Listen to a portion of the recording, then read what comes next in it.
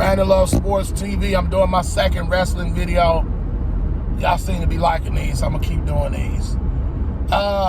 Let's talk about, before I talk about AEW, let's talk about Drew McIntyre and what I believe is going to happen. I think it's going to be a bad WrestleMania for Seth Rollins. I really believe it's going to be.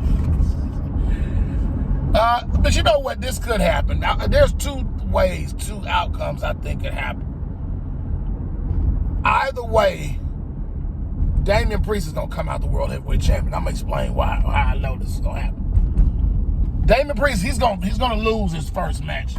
They're going to lose those belts to Miz and R-Truth, because the reason that's going to happen is because now you got to set Damien Priest up as a singles wrestler and put him in line to win the world title, and possibly as a babyface. And I'm going to talk about that in a little bit too.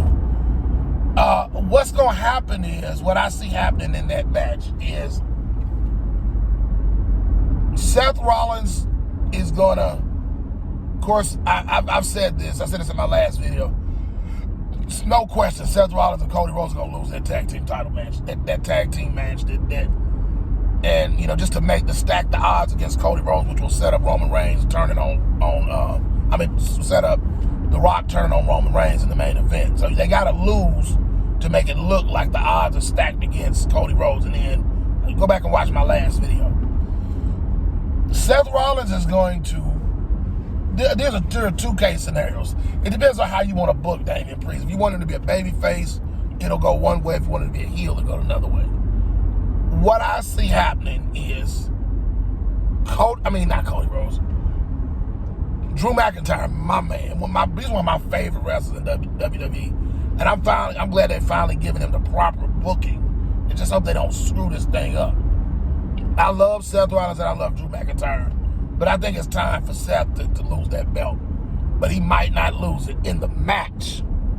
I can see Drew McIntyre beating Seth Rollins, probably cheating. Maybe the help of the bloodline could come out there to continue that storyline of, you know, Drew McIntyre continues to keep getting help from the bloodline. I see that going in some kind of direction. I don't know where. It's a little weird, but I kind of like that. It keeps you guessing. WWE's booking is good because you don't really know what's going to happen, and I like that. Unpredictable. Like when I was growing up, the unpredictability of wrestling. That's one of the reasons why I watch wrestling, because you don't know what's going to happen back in the kayfabe days. But I see Drew McIntyre winning the match. This is in the first scenario. I see him winning the match, and before he can even really celebrate it good, all of a sudden the Judgment Day music comes on. Here comes Damien Priest. Comes out there, because Drew McIntyre is going to be tired after having that match with Seth Rollins. Drew McIntyre Damien Priest comes out there, cashes in the Money in the Bank. He hits the pin on him, beats him. The crowd erupts. Now all of a sudden, you got, because they kind of been teasing, if you think about it. Damien Priest been having a problem with Drew McIntyre for a while. For whatever reason, this heel versus heel stuff they be doing. But I think they were doing it for a reason to build up to something. I think that'd be a great feud. So so now you got a feud between these two, a legitimate feud, which I think, because Damien Priest's popularity with the fans is getting so, it's almost him and Rhea Ripley, they popularity with the fans is getting to the point to where, like, the fans don't care about JD McDonough that much, and they can't stand Dom. Dom was getting booed at his wedding, man. That's what's so funny, man. Even at his wedding, he was getting booed, man. But like, I think Dom is the biggest heel in the history of wrestling, man. I'm like, I have never seen a bad guy get the response that he gets, man. Like, but it's great. It's great for the sport, though. It makes you have a legitimate villain back, like they used to have back in the day. We used to hate the bad guys. Like, I used to hate Jim Cornette and them guys. Man, I couldn't stand a Four Horsemen and James. Well, actually, I kind of had a love-hate relationship with the Four. That's why they would kind of be baby faces sometimes, because they were so cool and the people kind of liked them for that.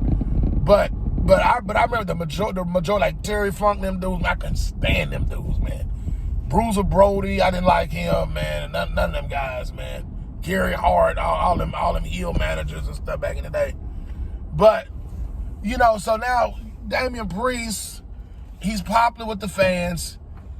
He beats Drew McIntyre, who's a heel. And then now you got a legit feud with Damien Priest being the fan favorite in that feud. Now, I don't know if he'll completely turn face right away, but he's getting to that. Eventually, he's gonna turn on the bloodline, or vice versa. I mean, not bloodline, on Judgment Day, at some point, and he'll be a full blown babyface. Because I see him they pushing him like the new Undertaker kind of dude, especially since Bray Wyatt is passed. So you need another guy that's kind of can fill that void right there. So I could kind of see that happening in one scenario. The other scenario, I see Seth Rollins retaining the title in the match, and then Damian Priest coming out, cashing in, and beating him. But either way, I see Damian Priest being the World Heavyweight Champion coming out of WrestleMania. He's going to finally cash in. Senior Money in the Bank will cash. Take this to the bank. Senior Money in the Bank will cash in the title, and Damian Priest will be the next World Heavyweight Champion. All right, y'all. It's your boy, Brandon Love Sports TV. Shout out to the LDBC. I'm out. Peace.